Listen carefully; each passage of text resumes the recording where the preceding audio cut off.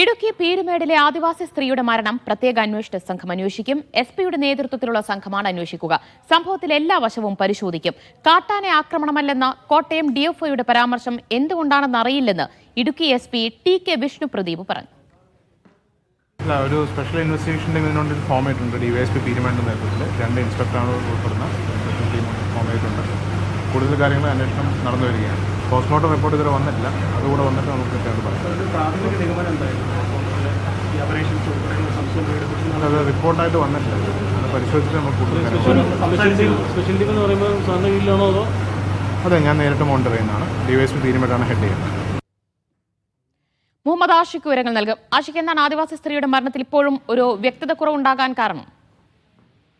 ഇപ്പോഴും എന്താണ് ആദിവാസി സ്ത്രീ സീതയുടെ മരണവുമായി ബന്ധപ്പെട്ട് നടന്നതെന്ന് വ്യക്തമായി പറയാൻ പോലീസിന് ആയിട്ടില്ല എന്നുള്ളതാണ് ഏറ്റവും പ്രധാനപ്പെട്ടത്.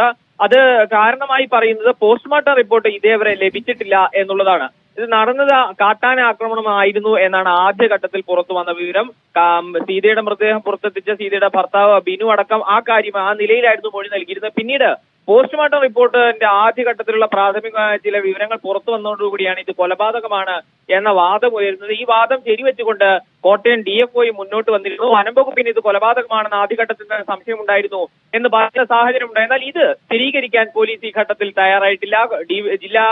ജില്ലാ പോലീസ് മേധാവി ഈ വിഷയത്തിൽ അന്വേഷണം നടക്കുന്നു എന്ന നിലപാടാണ് എടുക്കുന്നത്.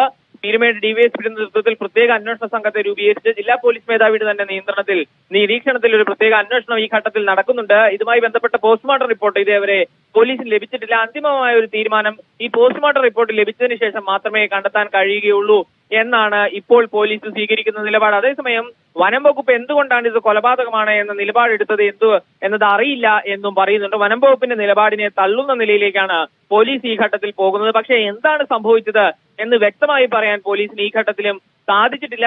ഈ റിപ്പോർട്ട് പോസ്റ്റ്മോർട്ടം റിപ്പോർട്ട് ഈ മരണം നടന്ന് ഏതാണ്ട് ഒരാഴ്ചയായിരിക്കുന്നു. അതിന് പിറ്റേ ദിവസം തന്നെ പോസ്റ്റ്മോർട്ടം നടപടികൾ പൂർത്തിയായതാണ്. പോസ്റ്റ്മോർട്ടം റിപ്പോർട്ട് ഇതുവരെ പോലീസിന് കിട്ടിയില്ല എന്നാണ് പറയുന്നത്. പോസ്റ്റ്മോർട്ടം റിപ്പോർട്ട് നൽകുന്നത് വൈകിപ്പിക്കുന്നത് എന്തുകൊണ്ടാണ് എന്നും അന്വേഷിക്കുമെന്നും ഈ ഘട്ടത്തിൽ പോലീസിന്റെ ഭാഗത്തു നിന്നുള്ള വിശദീകരണം വരുന്നത്. ഏതായാലും വനം വകുപ്പ് സീതയുടെ മരണത്തിൽ നടന്നത് കൊലപാതകമാണ് എന്ന നിലപാടെടുക്കുമ്പോൾ അതിനെ ശരിവെക്കാൻ ഇതേവരെ പോലീസ് തയ്യാറായിട്ടില്ല എന്നുള്ളതാണ് ഏറ്റവും പ്രധാനപ്പെട്ട കാര്യം. ദിവ്യ, യെസ്, പീരുമേടിലെ ആദിവാസി സ്ത്രീ സീതയുടെ മരണത്തിലാണ് ഇപ്പോഴും അവ്യക്തതകൾ നിലനിൽക്കുന്നത്. അതുകൊണ്ട് തന്നെയാണ് ഇപ്പോൾ പ്രത്യേക അന്വേഷണ സംഘം അന്വേഷിക്കാൻ തീരുമാനിച്ചിരിക്കുന്നത്. വിവരങ്ങളാണ് മുഹമ്മദ് ആഷിഖ് നൽകി.